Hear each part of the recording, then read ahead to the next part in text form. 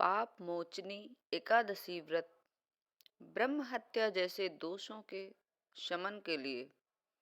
पाप मोचनी एकादशी व्रत का महात्म्य। पाप मोचनी एकादशी व्रत चैत्र मास के कृष्ण पक्ष की एकादशी व्रत को मनाई जाती है। जो मनुष्य इस व्रत को करते हैं उसके सब पाप क्षीण होकर नष्ट हो जाते हैं। यहाँ तक कि ब्रह्म हत्या, सुवर्ण चोरी, मद्यपान, गुरुपत्नी या पर स्त्री के साथ किए व्यभिचार तक के पाप भी दूर हो जाते हैं। यानी समस्त पापों से मुक्ति मिलती है। मन स्वच्छ भावनाओं से भर जाने के कारण आत्म शांति मिलती है। ऐसा कहा जाता है कि व्रत की कथा पढ़ने या सुनने मात्र से 1000 गोदान का पुण्य फल प्राप्त होता है। इसका अनुष्ठान करने से असीम पुण्य का फल प्राप्त होता है। पूजन विधि विधान। पाप मोचनी एकादशी व्रत में भगवान विष्णु के चतुर्भुज रूप की पूजा की जाती है। इस दिन स्नानादि से निवृत्त होकर व्रत का संकल्प लें। श्री हरि विष्णु जी का पूजन विधि विधान अनुसार धूप दीप नैवेद्य से करके भोग चढ़ाएं। प्रसाद सब में बांटकर अपनी श्रद्धा अनुसार ब्राह्मणों को भोजन कराएं। भगवान विष्णु की प्रतिमा के सामने बैठकर श्रीमद् भागवत कथा का पाठ करें। सामर्थ्यानुसार दान दक्षिणा दें। उपवास में अन्न और नमक का सेवन ना करें। रात्रि में श्री विष्णु का पाठ करते हुए जागरण करें। द्वादशी तिथि के दिन प्रातः काल में स्नान कर भगवान विष्णु का पूजन करें। ब्राह्मणों को भोजन व दक्षिणा देकर व्रत का समापन करें एवं अंत में स्वयं भोजन करें। व्रत कथा। इस कथा का उल्लेख श्री पद्म पुराण में इस प्रकार मिलता है।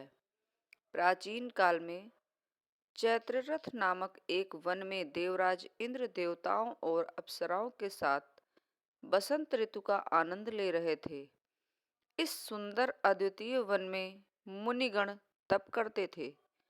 एक मेधावी नाम के मुनिराज की तपस्या को भंग करने का बीड़ा विख्यात अप्सरा मंजू घोषा ने उठाया तो उसके अलौकिक सौंदर्य पर वह मोहित हो गया।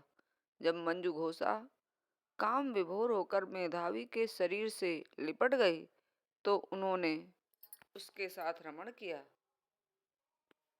फिर मंजू घोषा के सुंदर शरीर के मोह में ऐसे फंसे कि शिव तत्व को भूलकर काम तत्व के चक्कर में पड़ गए। भोग विलास में न दिन का ज्ञान रहता और न रात का। इस प्रकार मेधावी मुनि का बहुत सा समय यूं ही बीत गया।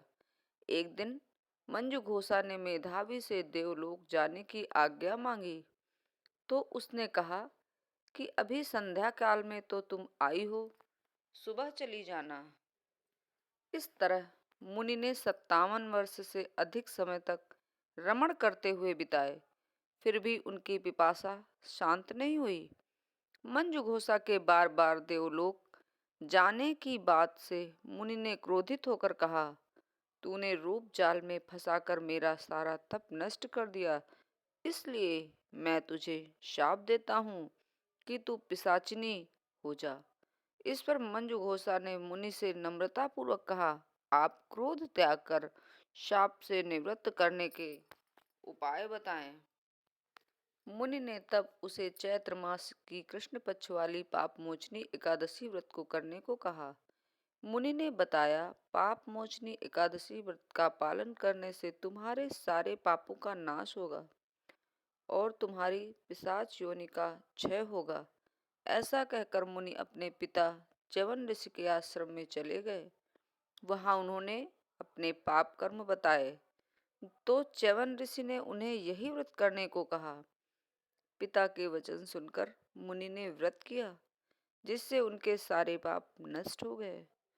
उस अप्सरा मंजू घोषा ने भी इस व्रत को किया जिसके प्रभाव से वह पिशाच योनि से मुक्त होकर दिव्य रूप धारण कर स्वर्ग चली गई। जय श्री कृष्णा।